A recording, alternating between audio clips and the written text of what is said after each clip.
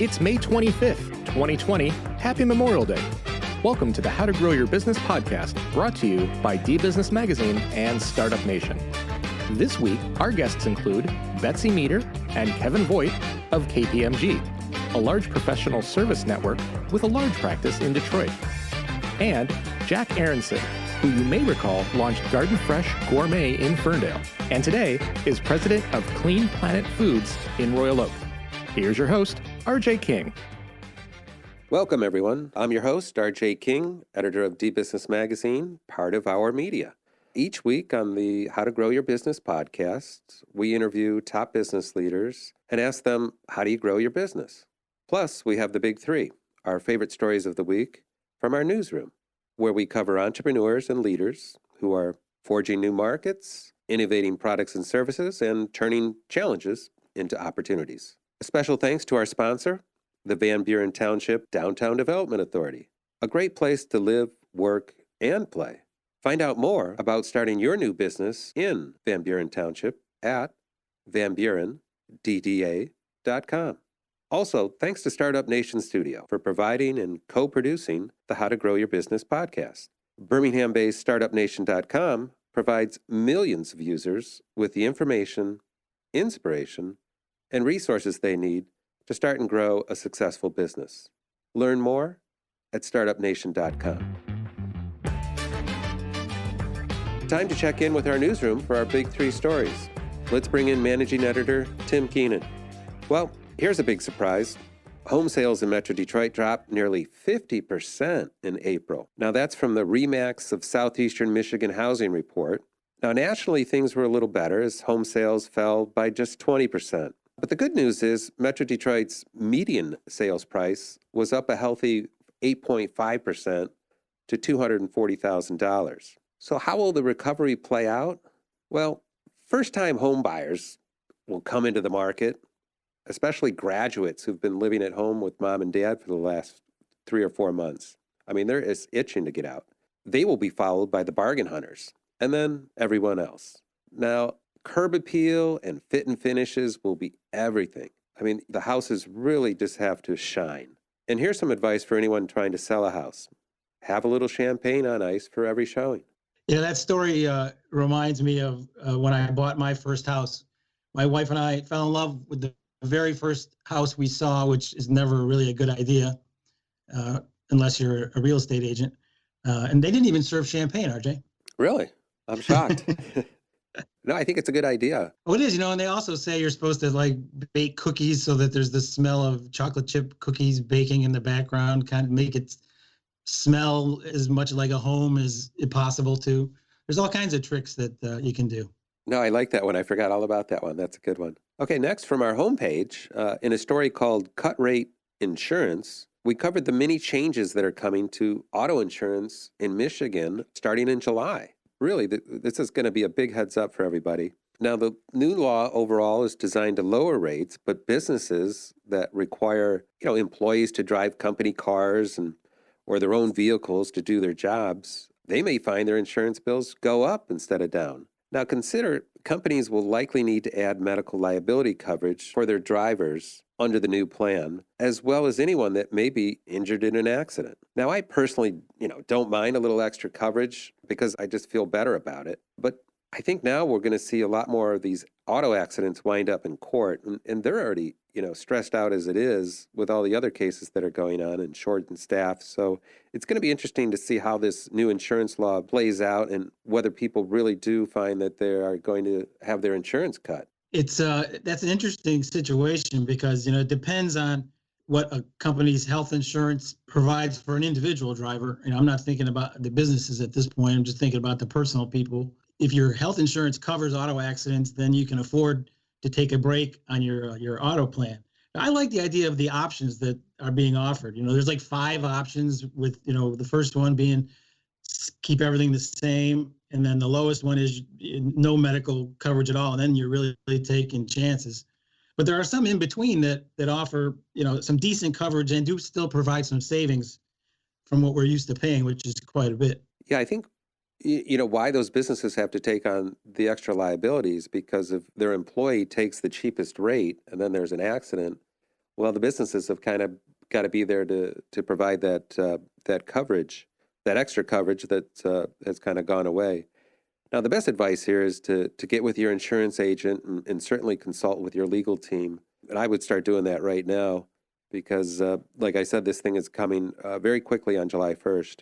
And next, we just posted a feature on our homepage called Taking Charge. And this is about Shane Battier, who played in the NBA, where he won, 2 NBA championships with the Miami Heat. He won a national championship with Duke University and the Blue Devils. And he grew up in Birmingham and attended Detroit Country Day. He was a great defensive player, but as one analyst noted, he was like a basketball mystery, a player who was widely regarded inside the NBA as, at best, a replaceable cog in a machine driven by superstars. And yet every team he has ever played on has acquired some magical ability to win. Now, in our story, he said his tenacious playing style stemmed from what he called the true Detroit mentality. It's been the hallmark of his entire career, he says. Quote, "It's a tough sport." And he used to laugh because people saw that he was from Birmingham and went to Country Day, and they had a certain depiction of who he was and what he was about. But after playing against him, they felt the Detroit in him, he said. Now, that style was also a driving force behind his aptly named Battier Take Charge Foundation, which was established in 2010 by Battier and his wife Heidi, his high school sweetheart, and a former school teacher. Now, the foundation awards scholarships to high school students from Detroit and elsewhere. I mean, this is just a great guy, Tim. Grew up here and just went on to find, international success with the NBA. And now he brings it all back home and helps out that next generation and pays it forward. What strikes me about this story is how different it is from so many of the typical pro athlete stories you read about, where they end up going broke after blowing all the fortune they made while they were playing. Not only did Shane Battier not go broke, but like you said, he's giving back to the community and paying forward. It's very refreshing and frankly inspiring. Okay, great. And those are just some of our top stories of the week. You can find the full articles at dbusiness.com, or better yet, visit our website and subscribe to dBusiness Daily News.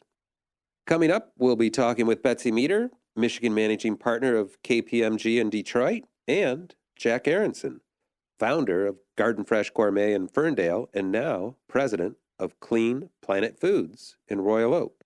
We will be right back after a quick word from our sponsors. You are listening to the How to Grow Your Business podcast.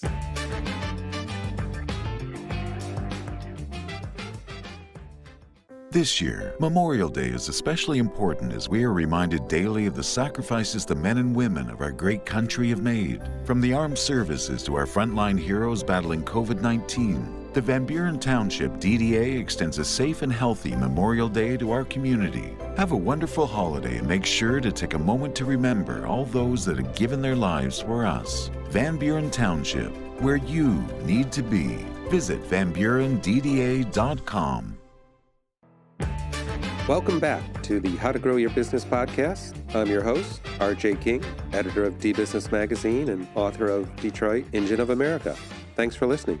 I'd like to welcome Betsy Meter, Michigan Managing Partner of KPMG and dBusiness Powered by Women honoree, and our colleague, Kevin Voigt, who's a tax partner at KPMG. Betsy and Kevin, welcome. Thanks, RJ. Thanks for having us. Welcome. Good morning. Thank you for having us. Yeah, it's great to hear your voice. So what are the current challenges you guys are facing given COVID-19, and what are you seeing with your clients? Well, why don't I take this? This is Kevin. So some of the challenges our clients are facing and companies are facing, in fact, we're facing. And I think I can sum it up in maybe 3 words, and it's about sort of re-entry. It's the where, when, and how. Where do I reopen? Do I do it kind of across the board? Is it regional or a mix, in terms of how I get my employees back? When do I reopen? How do I know when it's right for us? And does it differ for the various parts of my organization? And then importantly, how do I reopen? What do I need to do in order to prepare for the reopening of my company? So those are some of the key questions a lot of our clients are asking. And it's something we've been pondering as a firm for quite some time, and we've come up with kind of a 5-pronged approach to addressing some of those questions. What are the workforce considerations for restarting operations then? And exactly one of those very matters. So let me tell you about the kind of the framework that we're working under, right? So we think about this in a risk framework basis. And what I mean by that is, not every solution is appropriate for every employee or every company for that matter. So from a risk perspective, first you can look at kind of the community threat level. And I'm envisioning, right? We have listeners to this podcast who are across the board. They might be a single facility, office building, have a single facility, or they might be global in nature, right? So really, it's about assessing the data from a community threat perspective. And this data is really available from a real-time and community level basis. Think zip code level data, right? So that's kind of the community threat level. And then you can kind of spot trends in that data, right? And then secondly, performing, more data here, performing an individual risk assessment for our employees, right? So think of this as the risk to contract, as well as the severity of any contraction of the illness, right? So think about, immunocompromised individuals and so on and so forth, right? Say coronary heart disease history, hypertension, diabetes, those kinds of things, right? So once you have that kind of community threat level at your various facilities, and combined with the sort of the individual level threats for the actual employees in question, right?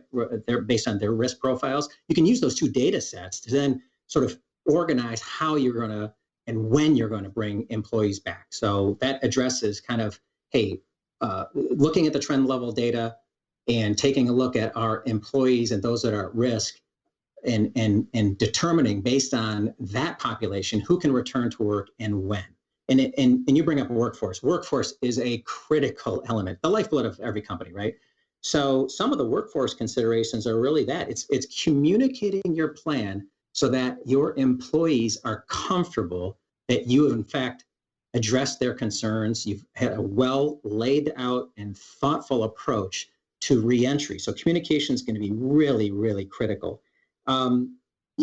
Closely related to that, and I think a level of trust, an increased level of trust between the employee and employer is going to be critical. Why? Because we're going to be asking some questions of our employees before they return, right? So as an example, a lot of folks are applying a measure of risk-based reentry where on a daily basis, we're going to be asking questions with regard to self-verification as to whether you have cough, shortness of breath, fever, those kinds of things, health-related questions, as well as those questions that I previously asked about pre-existing conditions for immunocompromised individuals, right? So we need to build up that level of trust with our employee base so that they're comfortable replying to those questions, giving us the data that then we can apply in terms of the reentry. Well, thank you. Some of the states have already opened. So what are, and you guys got such a vast client list. What are some of the observations and alternatives you're seeing with your clients as they pursue growth now? Yeah, I think I can take that, RJ, and maybe focus a little bit. I think what Kevin said is so critically important, though, right? Because a lot of this is very much a human issue. And that's what our clients are really trying to address as they come back. We've seen manufacturing starting kind of slowly, particularly here. We're beginning to see them opening up, across the country. I see that the governor just came out like the last maybe hour, allowing auto dealers in a few of the other areas to begin to open in the state of Michigan. And, we see it choppy here at the beginning because of the supply chain impacts and understanding what upstream requirements are and how suppliers are dealing with that. That's not just automotive. That's, I think, throughout the entire supply chain. But we're certainly seeing companies, focused on the employee getting back to business, but also refocusing their strategic priorities as they come out of this COVID crisis and looking forward on how do they shift their supply base and their production levels, their product offering to meet the emerging needs as we come out of this. I think we've seen some amazing transformation even during the virus of companies being able to, pivot very quickly and start producing other products that we've needed to address the crisis. You're going to see those same companies pivoting back and looking at ways that they can continue to grow. I think one of the things that we're really talking to a lot of our clients about is thinking more like an activist. It's not going to be to always grow by making acquisitions and looking at distressed situations, but maybe it's even looking at your own portfolio of products, looking at divesting things that maybe aren't core to you to create cash flow to be able to invest in the things that you want to do going forward. So it may be that you need to rethink your strategy in the short term and ultimately long-term growth goals. And we're seeing our clients really focus on that, particularly as they think about trade, maybe a return more to nationalism, and how do we think about more supply creation here in the U.S. And so it's really a very fascinating time, but I think what we really are optimistic about is that the growth opportunities are there for our clients, and that we're beginning to see them shift out of the crisis mode into a forward-thinking mode. Great. It's like going back to the old toolbox. You've got everything in there, but in this case, you only need certain tools for the certain job. What are some of the general inorganic growth strategies that are being considered?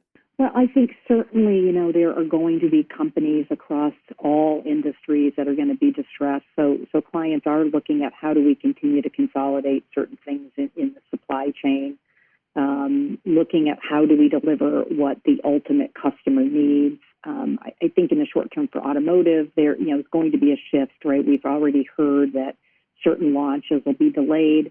That means you've got to really focus on the core product and what we need to be generating to get the industry stabilized, get product out the door. And so I think, there will be some consolidation, I imagine, through acquisitions and doing that. But I also think there'll be a fair number of companies streamlining their operations. Right now, cash is king, and focusing on cash preservation has been critical for our clients across all industries. And we're seeing them continuing to focus on how do they manage costs and still bring people back and get production back up to where volumes are reasonable, and that they can then, start moving forward with plans for 2021. And Betsy, how do you plan to grow KPMG's business? Yeah, RJ, I think like many, we've had to pivot and morph ourselves. When this crisis hit, our clients started asking for different services, having us come out and really look at how do we help them manage their cash during this, process.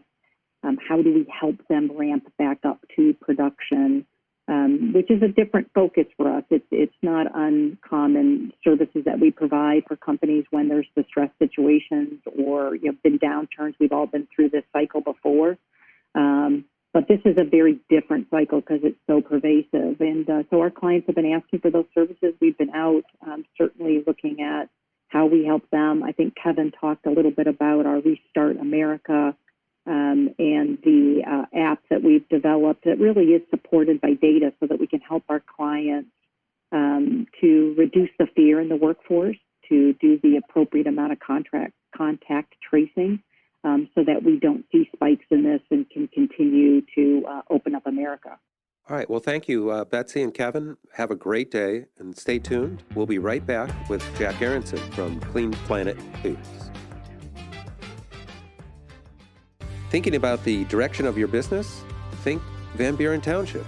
Perfectly positioned between Ann Arbor and Detroit, the Van Buren Township area is quickly becoming the epicenter for global mobility with major technical hubs, thriving startups, and the American Center for Mobility. Experience the technology innovations that will drive the future of mobility, happening now right in your own backyard. Elevate your business. Discover Van Buren Township. Visit vanburendda.com.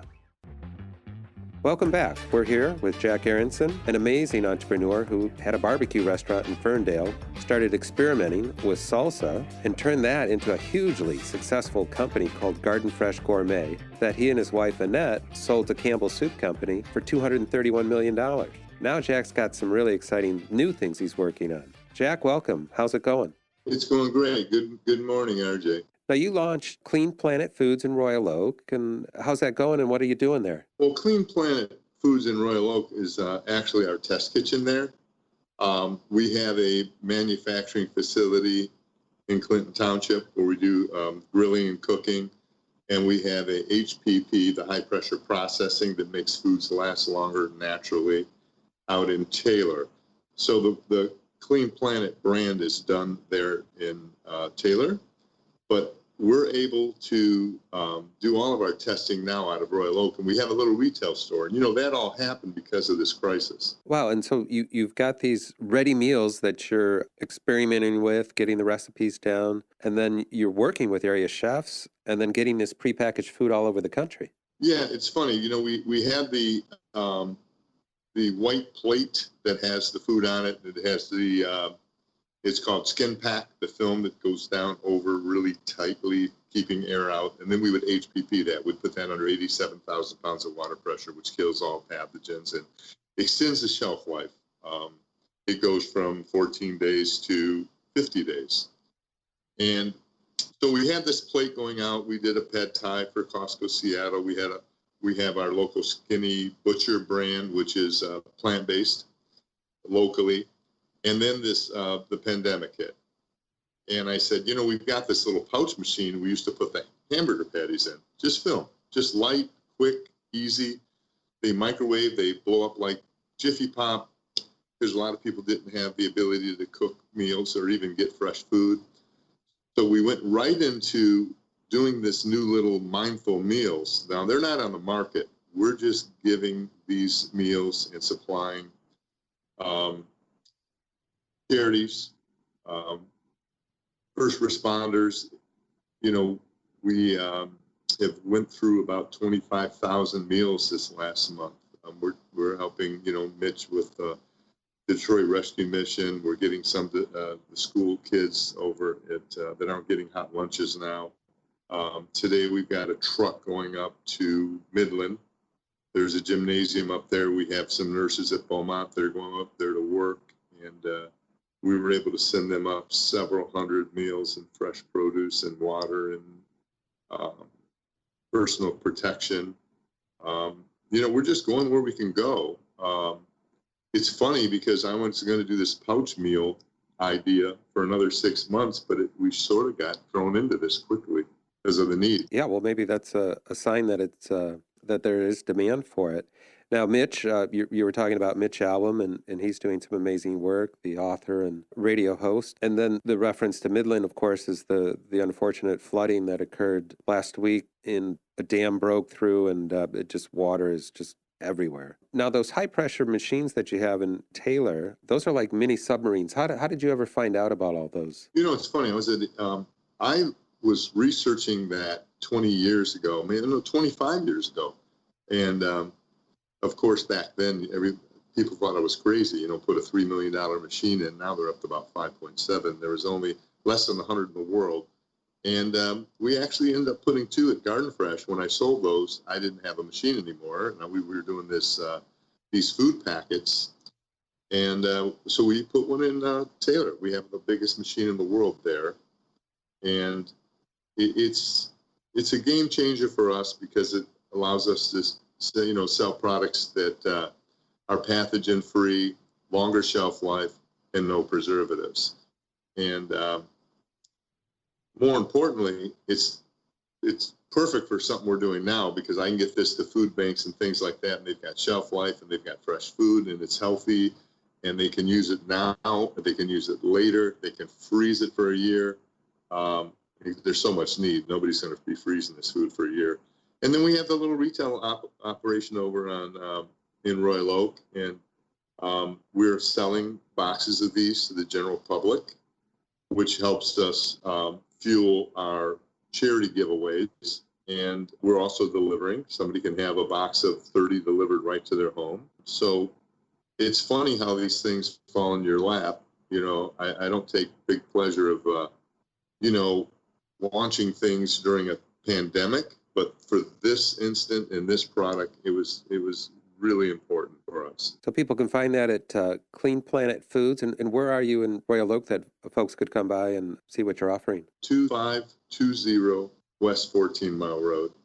And we usually have about 5 different kinds of pouch meals they can take. And also we have the Skinny Butcher products for plant-based and vegetarian and vegans, and a delivery component. And you can look on the Clean Planet Foods website. There's a phone number there. And you can do contactless, where actually you can call in and come pick it up. And they'll bring it up and put it in your trunk. So, that retail operation fell quickly too, but it helped fund all these meals we're giving away. So it's really been, serendipity, to a certain extent. But, and we've had so many people help. We're glad to jump in with Dr. Chad Audie from Detroit Rescue Mission. He's amazing. Melanie Grun from Oakland County with Dave Coulter and them taking care of their food banks, and first responders that are put up in hotels. And we were so grateful to be able to help. And, it's just a different world right now. Jack, you also led the charge and paid for area chefs to prepare and deliver food for our healthcare heroes on the front lines at Beaumont Hospital in Royal Oak and elsewhere. Talk about what was the inspiration there and how did that roll out? We have some just amazing chefs, and I have a lot of friends. I've been in the food business since, 1972. So I've met just incredible people, Luciano from Baco, and my friend James Rocato. And there's just many, one after another. And I just reached out to some of them and said, look, I'll supply the meat. And I had 3 of my buddies in the barbecue business smoke the meat. Our friend that owns Treat Dream, Scott Mahoney, he owns Woodpile Barbecue. I had another friend that owned, Patrick Ruggiero's buddy. I'm pretty sure you know him, Johnny Foz. Oh, sure. My son from Jack's Roadside Barbecue, and our good friend Tim from Detroit Barbecue. I asked them, I go, look, I'll get the meat, and you each smoke 250 pounds. So we smoked 1,000 pounds of brisket and pork. And then my staff made sandwiches out of them. And then I reached out to Luciano and asked him if he could do a side dish. And Luciano made his famous Tuscan bean salad. And Patrick Ruggiero, reached out to him. He owns the Roman Village in Antonio's. And he did a mac and cheese. He did a half a pound of mac and cheese, for God's sakes. We had enough food in this bag because we made them half-pound sandwiches, and we threw in. I got oranges, and I have a buddy that owns a Smart Bar company, and we put a Smart Bar in there. We got some homemade cookies, and we got potato chips. So when we gave these people these bags individually wrapped with silverware, because the buffet sort of went to the wayside right now. Sure. And the guys that helped me barbecue, I had them pick out their favorite charity or their favorite fire department and police departments. And I had each of these barbecue guys take 150 because they were so instrumental in getting this done that I wanted them to have a little bit of involvement of getting these out into the right hands. So we got 1,000 out. And, I'm real worried about these guys. Like Luciano's got about 7 places. And they're losing millions. And it's not like they're going to open back up and make this money back in a week or a month or 6 months. They're going to be fine. No, they're going to be in trouble for several years. And, when these restaurants are full, the margins are razor thin. They're maybe 10% for these guys at the end of the day. And now they have to go 50% or 25% reduction. And it's really going to be, I'm really worried about the restaurant business. I think the public's been pretty good. I think we need to really support these guys. If we don't want to eat in a restaurant, please get a carry out. These guys are in trouble. They've worked their whole lives. They've been there for us for weddings and birthday parties and funerals, and they've been there forever, and we really need to be there for them now. Well, it's just so commendable. And then I also wanted to just switch gears real quick and and talk about literacy. You're chairman of Beyond Basics, which is a very successful nonprofit literacy program in Detroit that is literally changing the lives of students in Detroit, and also Taylor and Pontiac, where they have literacy centers. Talk about what's the latest on Beyond Basics. I know there was a big announcement with Detroit Public Schools Community District where they're, with TT Energy and Blue Cross Blue Shield, they're providing tablets to all the students in Detroit and Wi-Fi hookup for 3 months, and then they'll get on a monthly program. But Beyond Basics is going to be right there as well, providing literacy, not only for those students, but their mom, their dad, adults. So how's it going with Beyond Basics? Well, our founder and leader, Pam Good, is amazing. She's fought for children forever, and now people are starting to listen. They're starting to get it. And these poor kids are getting further and further behind. It's not like they're going to miss 6 months. They might already be 3 to 4 years behind at reading levels. And Pam can get them up there back to grade level in anywhere from 6 weeks to 3 months. And we've seen some miracles, RJ. Young man, Elijah Kraft, who had a low first grade level. He was a senior, struggling, couldn't read, couldn't go to the store for his mother, couldn't read any of the labels. And in 3 to 4 months, Pam and her staff at Beyond Basics got him prepared and graduated. And he graduated 27th in his class. And Pam just doesn't send kids on her way. She still is working with Elijah to get him up to, from the comprehension level, things that he missed for many, many years. He had, do you remember, it wasn't, what he had that one, dyslexia. Yes, he had dyslexia. Just a miracle case, but there's so many thousands of kids, and we're gaining steam. General Motors has been absolutely so vital. They just funded a big part of our programs.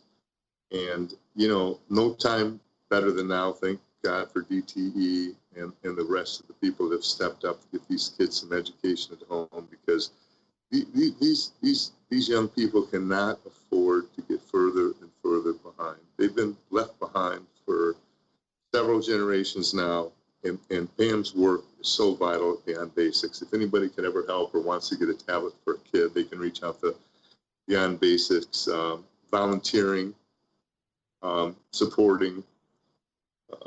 She does amazing work. There's nobody like Pam anywhere in the country.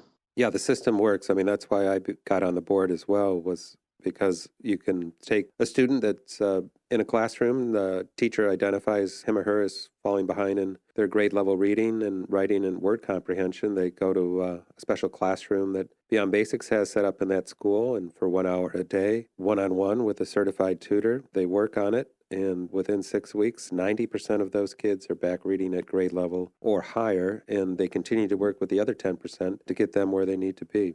Well, Jack, that's all the time we had. Thank you so much, and hope to see you soon. Thank you, RJ. I appreciate it. Stay safe out there. Okay, you too. Bye-bye. That's a wrap. You've been listening to the How to Grow Your Business podcast, brought to you by D-Business Magazine and StartupNation. Visit us at all of our properties. In addition to the magazine, we have D-Business Daily News, Tech and Mobility News, Detroit 500, and Michigan Makers. And my book, Detroit Engine of America, which chronicles how the city went from a French fort on the riverfront in 1701 up to 1900 to become the birthplace of the automotive industry, just was nominated finalist for the Midwest Book Awards. Now, we record every week at the StartupNation studios. Thank you to our sponsor, Van Buren Township Downtown Development Authority. I'm your host, RJ King. Join us every Monday for growth strategies from Metro Detroit's top business leaders. Until next time, stay safe and never stop dreaming.